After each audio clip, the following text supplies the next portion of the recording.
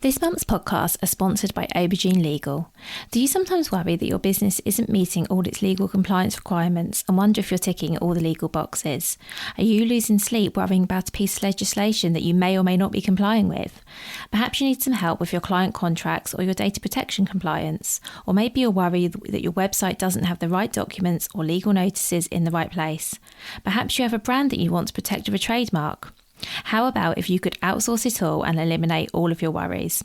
If so, then get in touch with Aubergine Legal, a friendly commercial legal consultancy offering practical and clear commercial legal advice without the overwhelming legal jargon, taking the worry away and helping you to protect your business and minimise your risks. Aubergine offers a free 30-minute consultation if you have any questions or want to find out if they can help, and you can access this link and book your free 30-minute call via the link in the show notes. Welcome to the Bring Your Product Idea to Life podcast. This is the podcast for you if you're getting started selling products or if you'd like to create your own product to sell. I'm Vicky Weinberg, a product creation coach and Amazon expert. Every week I share friendly, practical advice as well as inspirational stories from small businesses. Let's get started.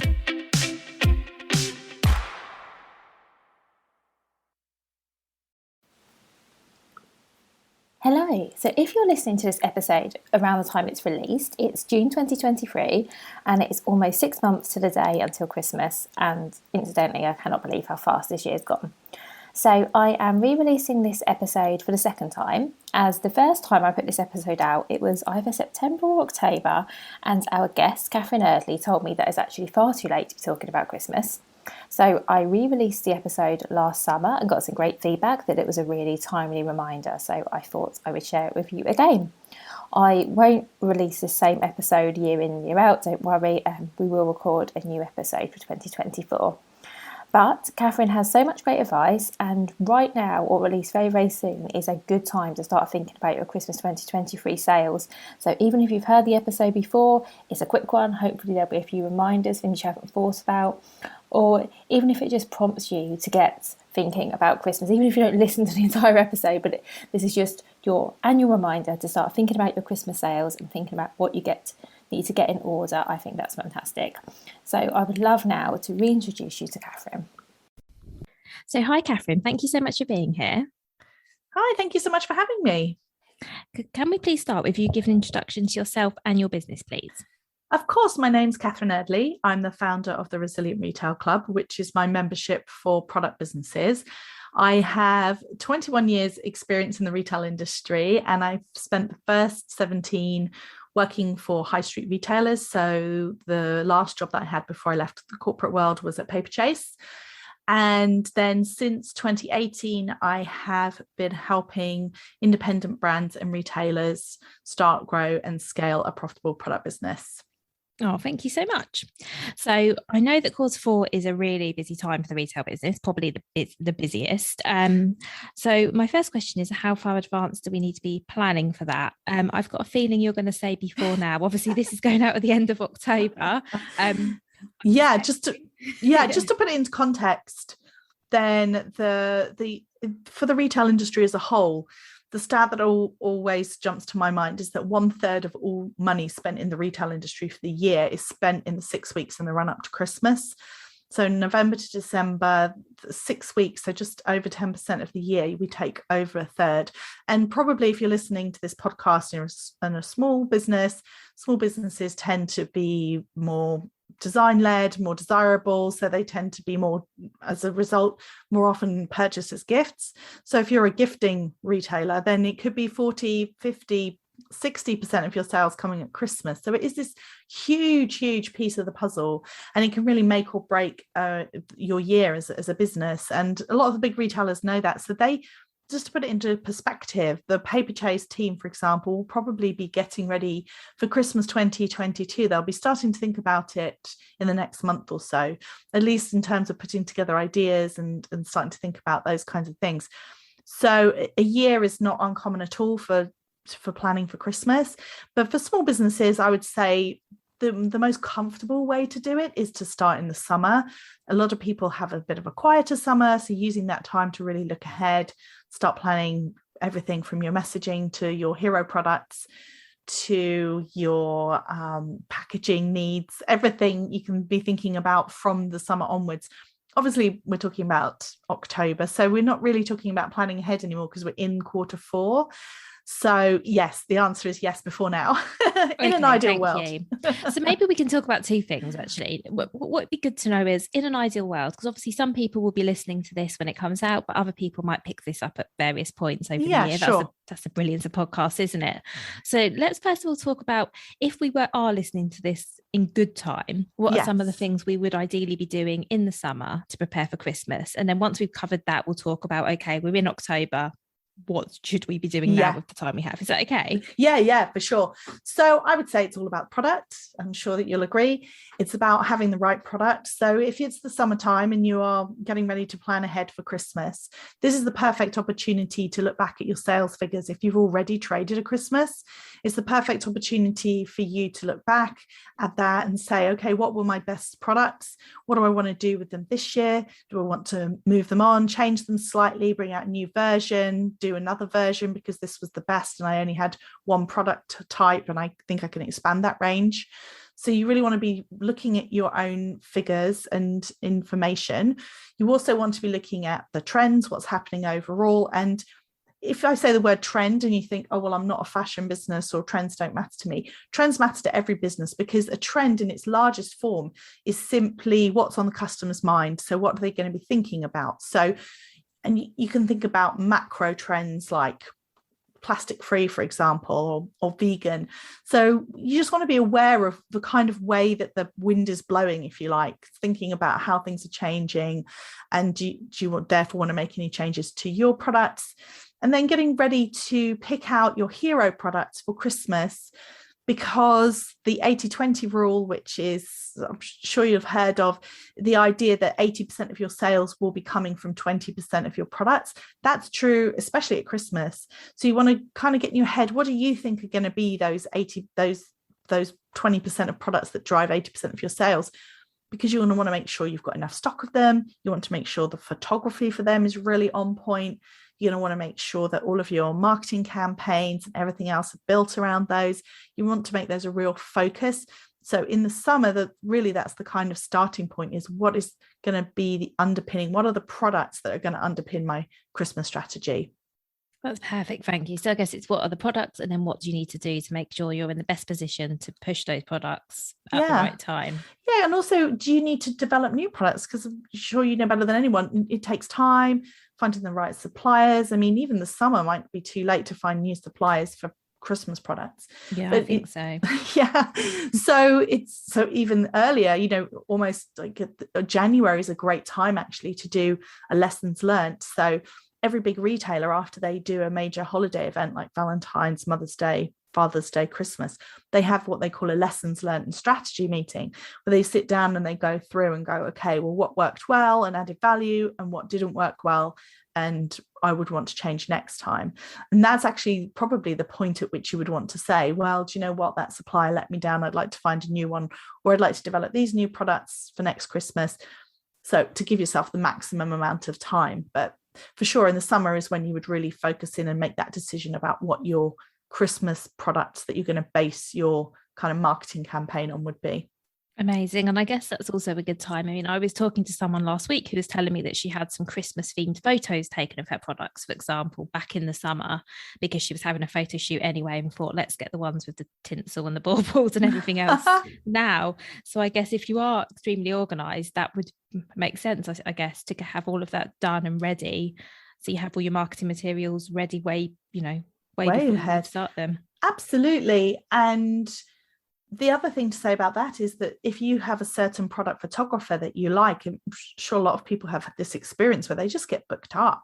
So if you really want them to be doing the photography for you, you want it early. And in fact, you could argue other reasons that you might say the summer was almost a bit too late. You could even say April and May is the perfect time to really start, because in May, for example, you've got the selection for Not on the High Street. So if you're somebody who sells through Not on the High Street, they start doing their selections around Christmas campaigns way back in the spring. So if you've got great Christmas imagery and some new exciting product ideas, you're much more likely to get that kind of exposure. if that's what you want. And then the other thing to think about is long lead times on Christmas gift guides for print magazines. They, again, for long lead time, some of those are selecting in April and May. So again, if you start that process, even if all you do is come up with your product ideas and get some great photos taken, and then don't do anything for another couple of months, even just having those in hand is going to put you in such a strong position. You think about something like Christmas in July. So there's a big PR event in July. Lots of brands will wheel out all of their Christmas stuff so that the press can go take a look at it. If you're in a position at that point to have your Christmas imagery ready and you're really focusing on PR, for example, for your business, then again, you're just in a really great position. Amazing, thank you. So in terms of things like, and I don't know if there is an ideal time for this, but it just struck me that in terms of your Christmas imagery and all of this, the marketing materials, what's a good time to start getting that in front of people? Because we're recording this in mid-October, which to me as a consumer, Christmas still seems quite a way off, but yet it's not, and people are starting to talk about it more. And I'm sure if I went shopping, the Christmas music would be in the shop. What's not too early, I guess, to start, I don't know, maybe changing your Etsy store to a Christmas banner and that kind of thing? Yeah, I mean, I think the sort of typical progress is some people will have things up but not shout about them. I think there's almost, with Christmas, it works really well to do a soft launch, if you like. So a soft launch is basically you list it but you don't really talk about it that much, but if somebody's searching for it, they can find it. There will be people, there are two kinds of Christmas customers, or two extremes of Christmas customers. There is the person, I mean, I have clients who have Christmas products who were receiving orders in September for Merry Christmas items. So there is definitely that early shopper, the super organized person. And then there's the last minute person, and there's pretty much everything in between. So the Christmas period really starts, as I said, some people will start looking in September. That said, I'd say October is more standard, say mid-October. I've seen a lot of product launches happening recently, small businesses getting their products out there. Again, some of them have done a big bang Christmas shop and some of them have just listed them but not made a big fuss. Typically what happens is you'll see that we've got to get through Halloween, to a lesser extent perhaps bonfire night, but then once those are out of the way, then it just goes straight into Christmas. So a lot of businesses will kind of get them out for that early shopper, but maybe not be shouting about them, but then there'll be full-blown promotion from early November. Amazing, thank you. And it's funny you mentioned Halloween, because when I went out to my community earlier this week and said, I'm talking to Catherine about Christmas, what should I ask? Quite a few people came back and said, but it's not been Halloween yet. Yeah. I'm still thinking about that. Well, that is certainly true. And a lot of people, especially if it's you and it's just you in the business, it can be really hard to think ahead. So people often do focus on, right, I've got to focus on get through Halloween, and then they'll switch over and really focus on Christmas. But the thing about Christmas is, because it can get so busy, anything that you can do to prepare in advance, even if you've got a little bit of a quiet week this week, at the end of October, if you could write yourself some emails that you're going to be sending out, or put together some Instagram posts for November, December.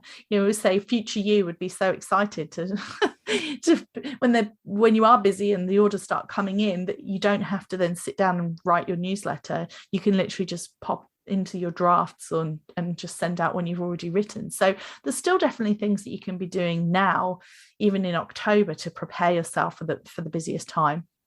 Absolutely, thank you. I really like the idea of helping your future self out by getting all of that done. And we'll talk in a moment about other things you can do to make your life easier, because I think that's going to be particularly relevant to anyone listening who maybe sells handmade products and they're going to be gearing up to do a lot of making.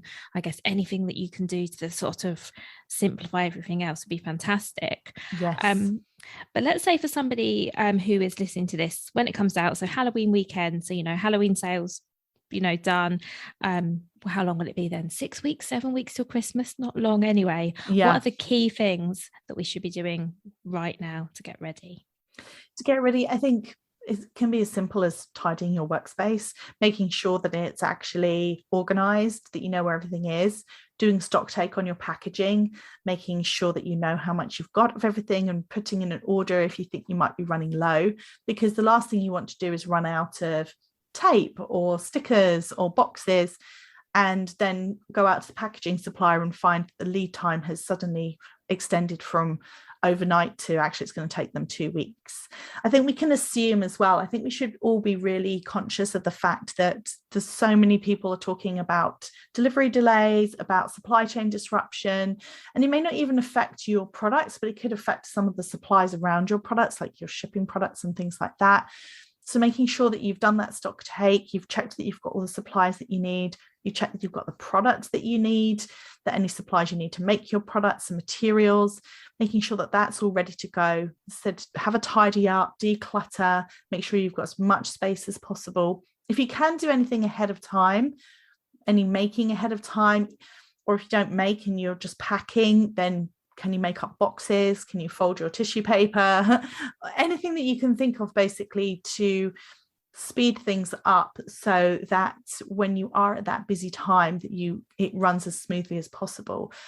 The other thing to think about is if there are any processes that maybe it's okay that you handwrite the labels when you've got 3 orders a day, but if you were to be putting through 30 orders a day and you had to hand write them, is that going to be a problem? Do you need to get a label printer? Do you have a clunky process where you have to download your addresses one by one and then paste them into the labels? Or could you find an app that would sync it with your Shopify? All of these things are really good. Just little, almost if you can save 5 minutes per order, when you've got a lot of orders, that can make a real difference. Oh, I'm loving those. Thank you. Yeah, I guess anything that can make your life simpler would be fantastic. Do your own Christmas shopping. Yeah, that's great. Do you have any other sort of any other tips of things you can automate or ways of saving time? Because I think these are golden, Catherine. Thank you so much. I think one of the key things is to look at the streamlining the communication as well, because talking to your customers is so important, but it can also be really overwhelming. So if you don't have a separate email already for your customer services, you may want to consider getting a separate email. Just, most domains will allow you can get like another email address for a small amount, only a couple of pounds a month, but where you could make it to support@productbusiness.com, so that you're not kind of wading through and worrying about missing emails. If you find it overwhelming because people DM you with issues, you could put a little note in your Instagram bio that says, for customer service queries, please email this email address. And then what you can do with the customer service email, once you've got it separate, just makes it easier to deal with. And maybe if you get busy enough that you can hand it over to somebody else. It's a great job that people can do remotely, for example. So if you haven't got space even to bring someone into your space to help you pack, for example, they may still be able to watch your emails for you or do something like that. But then putting an autoresponder on, so you're making it really clear, because one of the things that people often get really worried about is that they want to do that instant response. Oh my goodness, I have orders to do, but I've got these queries coming in, and they think they have to immediately respond. Whereas if you think about it, if you emailed John Lewis, they wouldn't respond within 20 minutes. So make sure there's an autoresponder that says thank you, which are, easy to set up. Most email systems will let you set up an auto email that goes out when an email is received, that explains this address is monitored. This email is monitored between 9 and 5, Monday to Friday. If you're, we endeavour to respond to everyone within 24 hours. If it's really urgent, maybe give them one way that they can contact you. If it's like super urgent, like, oh my goodness, I've put the wrong address on and I absolutely have to tell you before it goes out. Like, give them another option. Even if you have a mobile phone that you purchase that is literally like a pay-as-you-go SIM or something, brick phone, like burner phone, it's just for Christmas, that just says like, for real urgent queries, call this number. And then you can relax, because that the only reason, number one, the only reason anyone would ever call that number is if it was urgent, so you'll know to answer it. But you don't have to spend your whole day sitting there monitoring your emails and never getting anything done because you're so panicked that there's going to be something urgent comes up. So I think that things like that can really make a big difference, especially if it's, you don't have a big team helping you.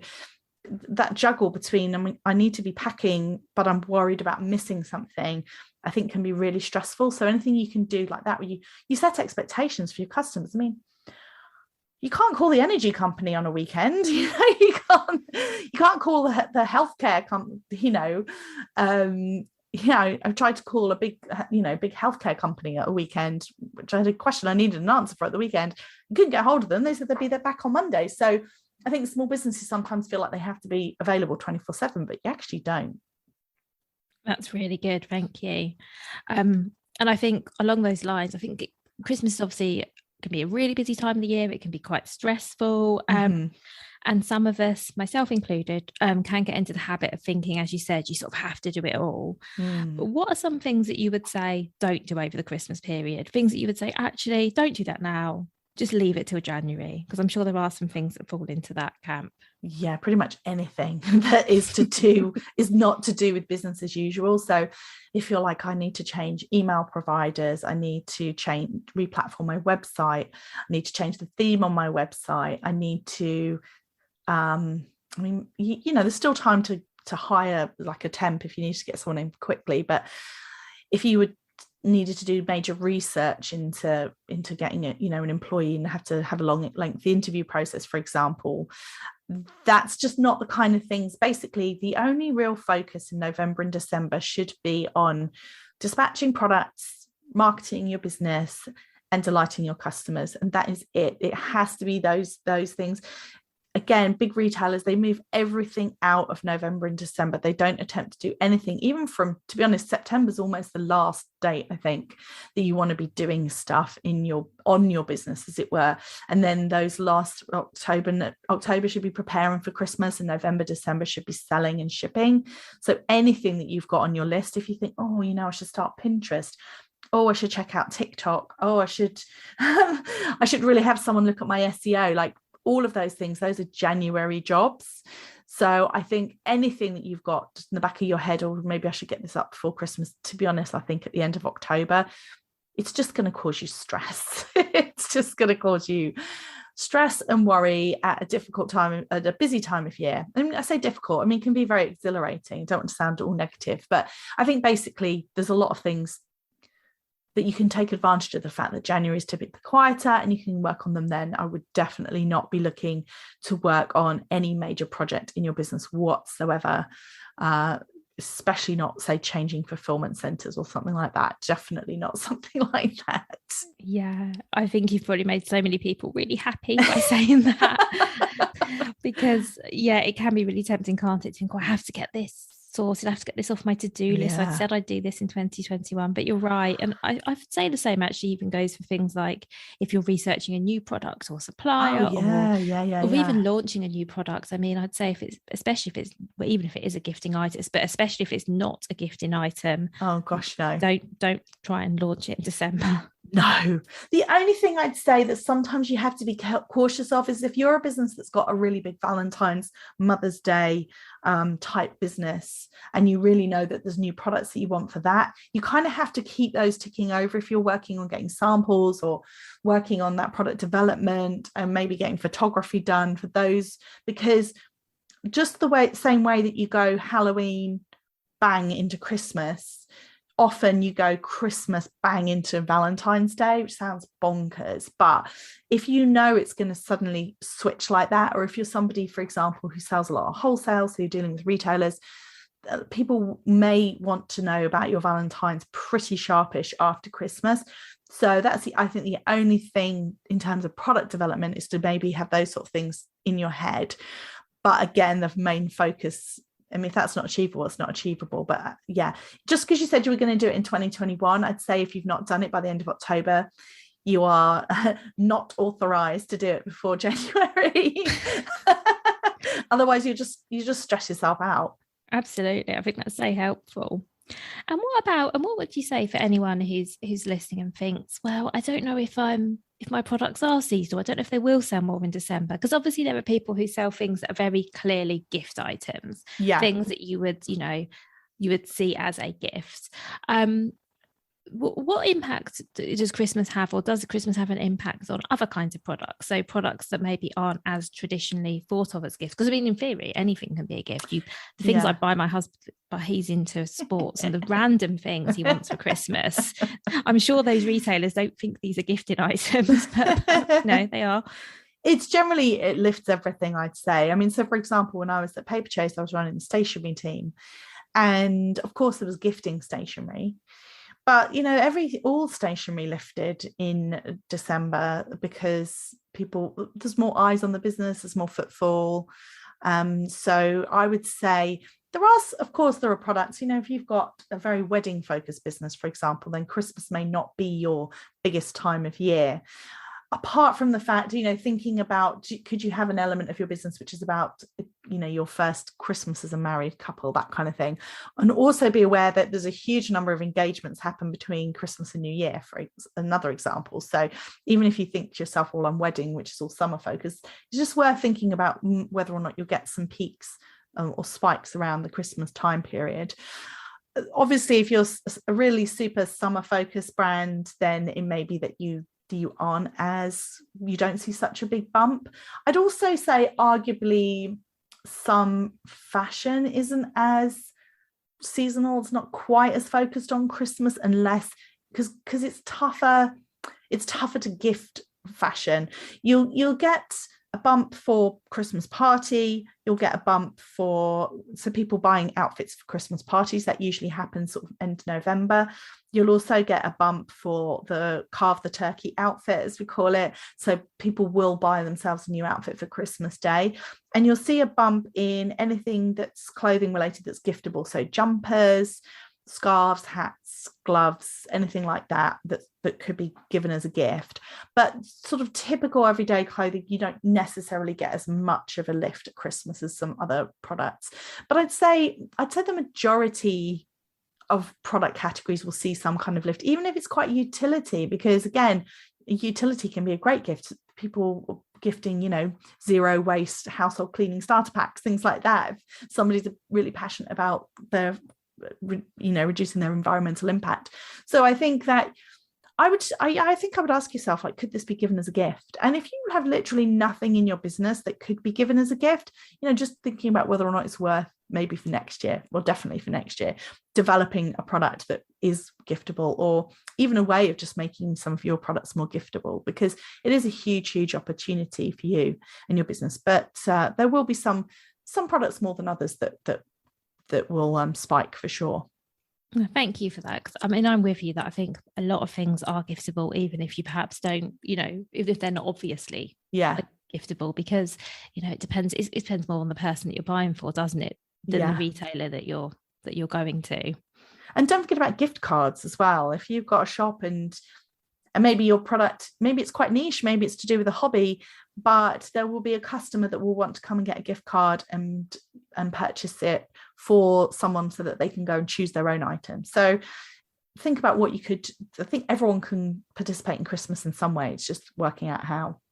No, that's great advice. Thank you. I think gift card is a fantastic idea, because as you say, if it's something very niche, it might be that, you know, I might not know what to get someone who liked fishing, let's say, for an example, but I could get them a gift voucher so they could go and choose whatever it was they wanted or needed. So that's a really good suggestion. Thank you. And I believe a lot of like e-commerce sites give you that functionality now anyway, don't they, to have gift cards on? A lot of them do, and sometimes I think they do charge for it. But even if you had to activate it for November and December and have it, you know, workable for that, and then go from there. But I think it's definitely worth trialing it, at least, to see if you've got a customer who wants to give your product, your niche product area as a gift. That's great. Thank you. It's very exciting, actually, isn't it? So many opportunities, so many opportunities. And I think that what's really exciting about Christmas is that often you can kind of feel how the customer is thinking. So if you've got the product that the customer's looking for at this time, it just feels so much easier. Everything just moves easier. It's much easier to sell. It's harder to sell to a customer that's not looking for, I mean, it sounds really obvious, but I think it's worth remembering that sometimes it can feel really tough to sell. It's like you're pushing water uphill. But at Christmas, your customers have money to spend. They're really, really invested this year more than ever in creating these magical moments, in creating memories, in creating a lovely Christmas experience, because so many of us did not have a great Christmas experience last year. So I think that we'll see more than ever this year people really wanting those special items so that they can have those special times with family and have those memories, which sounds sort of super emotional. But, Christmas purchasing is emotional, but it is exciting, as you say, because it's the time when the customer's out there looking for things to buy. The customer's not always looking. We saw in the summer a real dip because the customer was busy out going to the restaurants and bars and seeing friends. So it was harder to sell to them because that wasn't what was at the forefront of their mind. Whereas what's at the forefront of their mind right now, it's finding that perfect gift for their loved ones. So if you can help them do that, it will just feel so much easier than any other time of the year. So it is really exciting. It's when you have the most eyeballs on your business, you're just able to sort of test things and try things so much more easily and just see what happens. That's amazing. Thank you. So let's jump even further ahead, if that's okay, Catherine. I've just got one or two more questions. So sure. Let's jump forward to January or 26th of December, or whenever Christmas is over. Yes. What could we be doing then? Because I know you were talking about, we need to be planning early, and I guess there's also something to be said for keeping up momentum, reviewing how you did. What should we be doing once Christmas sales are over? We've had a little break, yes. and we're ready to get going again. I think first thing, do a little tidy up, little housekeeping. Make sure that if you changed any of your product descriptions, which I definitely recommend, it's worth doing. So if you mentioned that something was a great stocking stuffer, for example, make sure that you've changed everything back so that it's not referencing Christmas. Make sure that all of your imagery has been changed back. Make sure your homepage is reflecting everything, your newest products. I think definitely taking the time to do a lessons learned strategy type review where you go through Christmas and you ask yourself how it went, and you make yourself some notes because you think, I'll never forget how this was, but you will. So it's always really good just to ask yourself, so what went well, what didn't go so well, not in a kind of finger pointing or blaming type way, but just try and be as scientific and as objective as possible. Think about which suppliers worked well. Did your courier company let you down? Which of your sales channels, if you have multiple sales channels, which ones of those were the most successful? What kind of price points worked really well? When did the selling really kick in? So you don't panic next year. If you really found that actually I didn't sell that much until the middle of November or the end of November, make a note of that so that next year you don't sit there at the beginning of November thinking, oh no, what's happening? Make a note of what worked really well, what you sold out of that you could have sold more of if you'd had more to sell, what you really thought was going to do well but underperformed, what you didn't sell much of at all, what you've been left with. All of these things are really important to capture in the moment because you really just won't remember it. You're just like, it's like childbirth, you just block it all out. So think about, did the packaging supply let you down? Do you actually really need to find something, someone else for next year?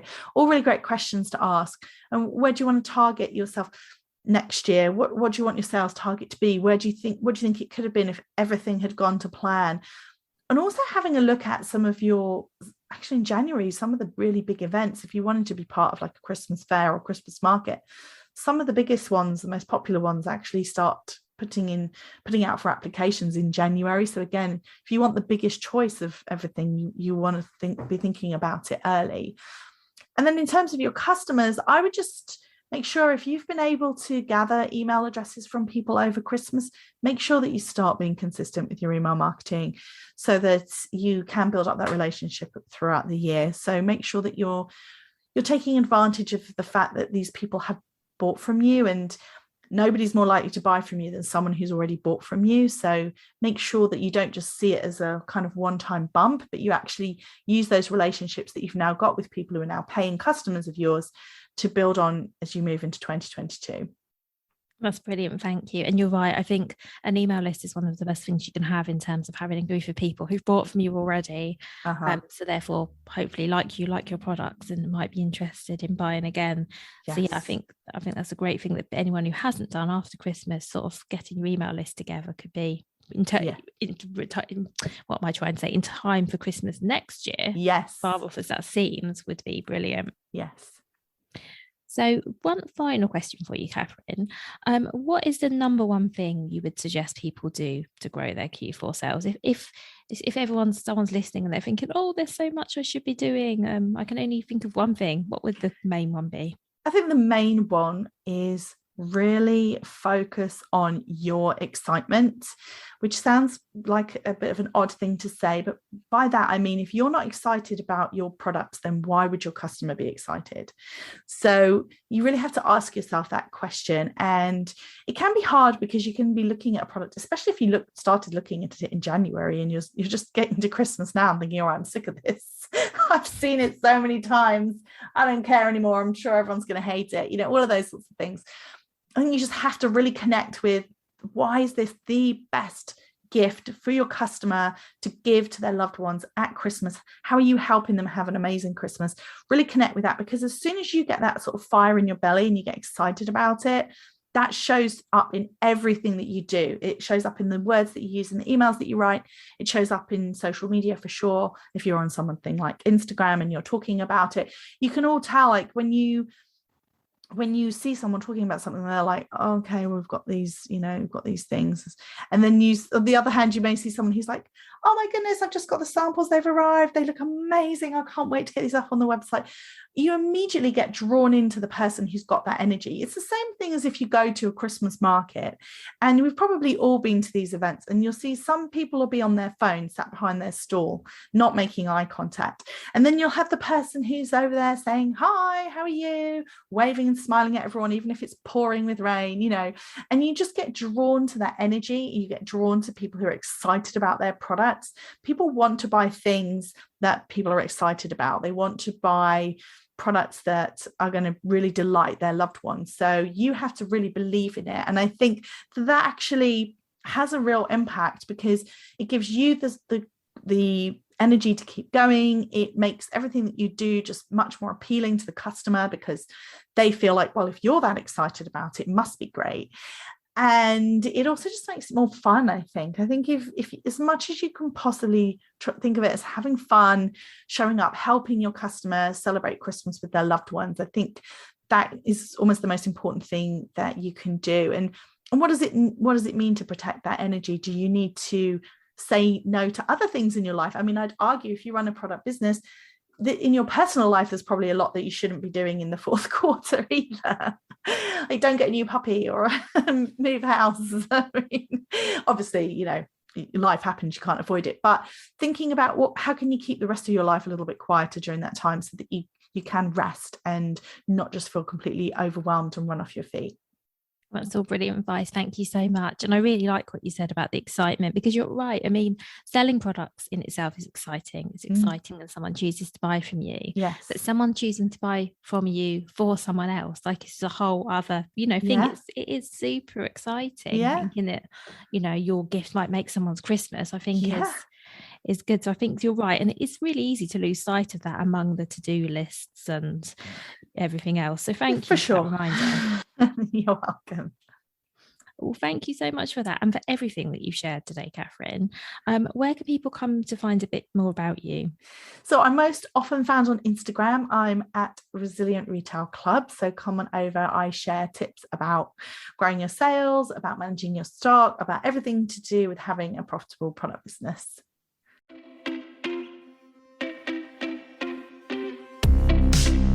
Thank you so much for listening right to the end of this episode. Do remember that you can get the full back catalogue and lots of free resources on my website, vickyweinberg.com. Please do remember to rate and review this episode if you've enjoyed it, and also share it with a friend who you think might find it useful. Thank you again, and see you next week.